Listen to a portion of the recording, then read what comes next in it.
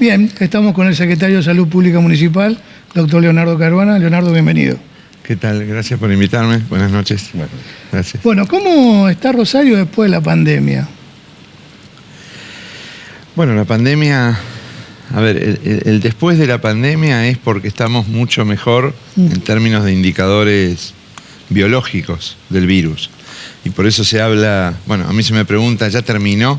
Como si solo el índice de replicación de un virus finaliza un proceso social complejo. Yo creo que estamos, digamos, desde el punto de vista biológico muy bien, pero la pandemia produjo un retroceso en términos de retraso en políticas de inclusión, en desigualdad, en políticas educativas similares, muchas al 2001, 2008, es decir, crisis muy importantes que hoy atraviesan poblaciones más vulnerables, porque si bien todas las personas fueron susceptibles al COVID, hay personas que acumularon riesgo. No es lo mismo ser obeso y tener diabetes y tener condiciones sociales dignas que no tenerlas. Y en ese sentido, quien está mal la está pasando peor, y por eso la situación tiene que ver con una complejidad en relación a que también cada familia está sufriendo la pérdida de algún familiar, de algún amigo. O sea que la pandemia, en relación a la complejidad social, problemáticas de salud mental, acceso a la educación, ha dejado marcas y sigue dejando marcas. Por eso nos separamos un poco de los términos post-pandemia en relación a que estamos con otras pandemias que tienen que ver fundamentalmente con la desigualdad estructural que vive la ciudad, que vive el país en relación a las condiciones de acceso. Y en ese sentido, esa diferencia entre el que más gana y el que menos genera también enfermedades, ¿no? ¿En algún momento temió que se saliera de control la situación?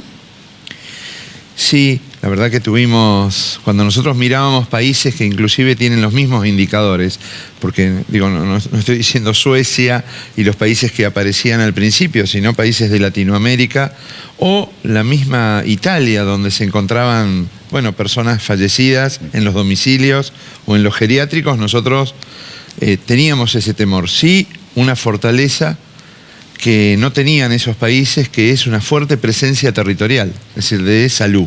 Esa fue una diferencia que para nosotros nos ordenó, porque cuando dijimos cómo íbamos a abordar la pandemia, no era solo con terapias intensivas y alta complejidad. Sabíamos que el 85% de las personas no necesitan esa complejidad hospitalaria, sino centros de salud. Entonces crecimos en terapia intensiva, pero tuvimos los centros de salud municipales abiertos durante toda la pandemia, vacunando, yendo a la casa. Yo creo que ese fue un diferencial que nos ordenó, cuidó mucho más a la población, generó temor y tensión en los equipos y miedo teníamos todos, pero pudimos llevar adelante un proceso social complejo, abordarlo y con resultados mucho, digamos, de mejor indicadores en relación a las condiciones de vida que otros países, ¿no? Leonardo, en el programa anterior el senador provincial peronista Miguel Rabia vinculó obviamente la inseguridad con adicciones y en ese contexto y atribuyéndole, digamos, una responsabilidad política, recordó palabras de Hermes Wiener, quien en su momento había dicho: quien quiera drogarse, que lo haga. ¿Qué opinión le merece este pronunciamiento del senador?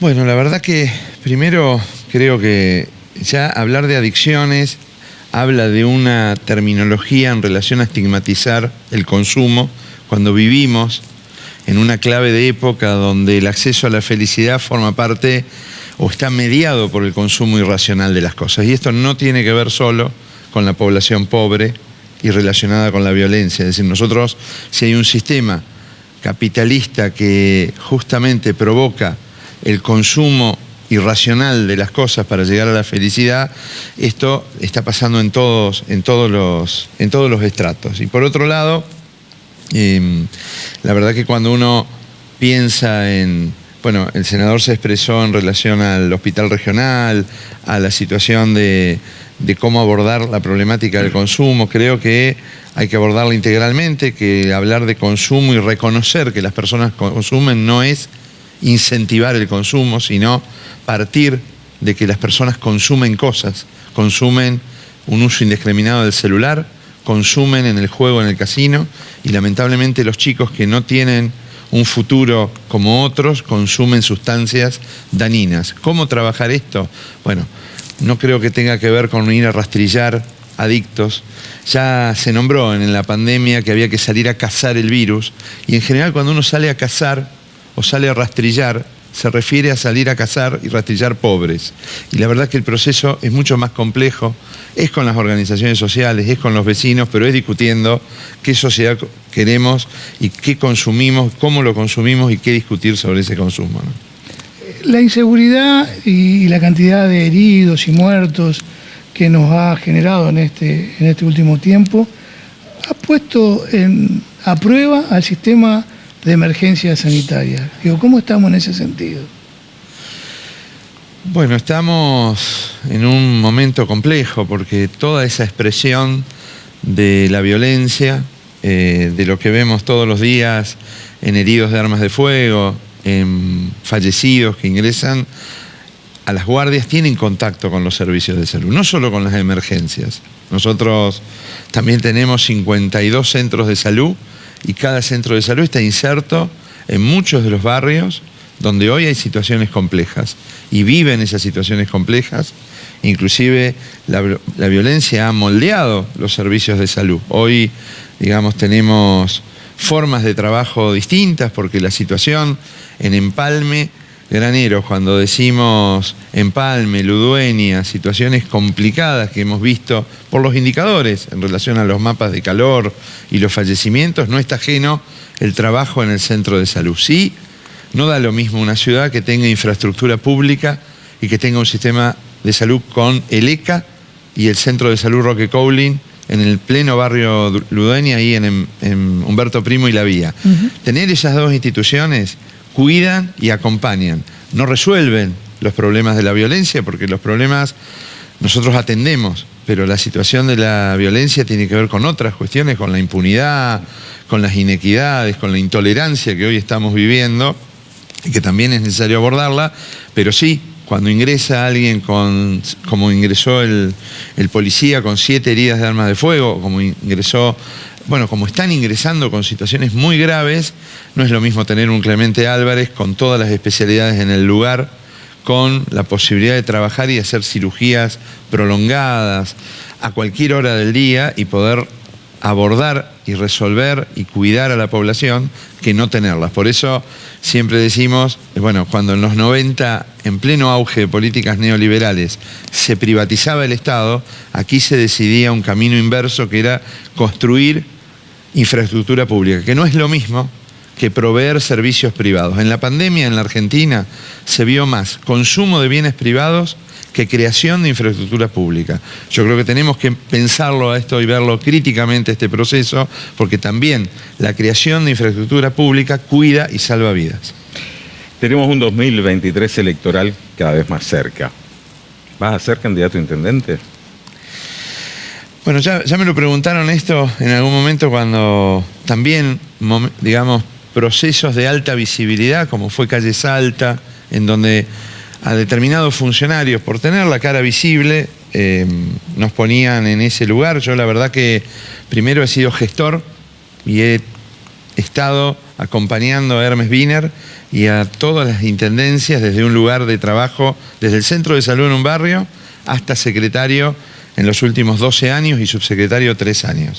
La verdad que me interesa la gestión y por supuesto el deseo es de estar en un lugar donde se definan mayores políticas estructurales, porque las condiciones de salud no se resuelven en el sector salud. Cuando uno decide trabajar con políticas progresistas no alcanza solo con la organización sanitaria. Sí se necesitan políticas progresistas en salud, pero hay que seguir trabajando en otros lugares. Por supuesto que allí estoy entusiasmado y me entusiasma trabajar desde esa perspectiva y también trabajar en un barrio. Ahora, no depende de una cuestión solo personal, depende de acuerdos políticos que estamos dialogando. Yo estoy recorriendo los centros de salud, vecinales, me interesa conocer más estructuralmente los problemas de la ciudad, ahora siempre pensando en una línea del campo progresista que cuide lo público, que cree infraestructura y que dialogue con todas las organizaciones de la sociedad civil. Los médicos habitualmente cuando llevamos los análisis, y esta es la pregunta incómoda, siempre dicen, ¿y cómo estoy, doctor? Y está a 7 puntos, 9 puntos. La presión viene, toma. Entonces, la pregunta es, ¿cuál es su puntaje a la actual gestión municipal? Difícil, porque la verdad que yo estuve, digamos, estuve con el intendente que tuvo la decisión de sostener todo un equipo de salud, porque en realidad no se sostuvo una cuestión solo de la persona y del secretario, sino que fue seguir en un sentido, en una dirección, esa impronta de Hermes. Tuvimos un diálogo y tenemos, y en la pandemia fue de mucho diálogo todo lo que tuvo que ver con la salud, casi 3 años hablando con él 1 hora y media por día en relación a lo sanitario. Yo creo que hoy estamos en un momento y en un proceso social muy complejo, que es el que hablábamos, y que seguramente se necesitan fortalecer políticas sociales. Ahora, es difícil ponerle un puntaje a las políticas de un municipio si no miramos la provincia, porque esta ciudad no puede no estar en sintonía con la provincia. No es una ciudad autónoma, necesitamos discutir un sistema integrado de salud con aportes claros provinciales y necesitamos que todas esas políticas se den en coherencia. Yo creo que es necesario fortalecer, jerarquizar, mayor presencia territorial de todas el resto de las áreas, es lo que demandan los vecinos, y es necesario discutir ese Estado. Es necesario seguir discutiendo que los estados no funcionan con horarios administrativos a la mañana hasta las 13 horas. Tenemos que seguir trabajando para que todas las áreas, no para llegar un móvil de salud de la provincia 15 días en un barrio, para que todas las instituciones provinciales y municipales estemos mucho más cerca de los vecinos durante todo el día. Gracias, doctor, muy gentil. No, gracias a ustedes. Muy amable. Bien, seguimos aquí en Jacta Hora Política y vamos al cierre.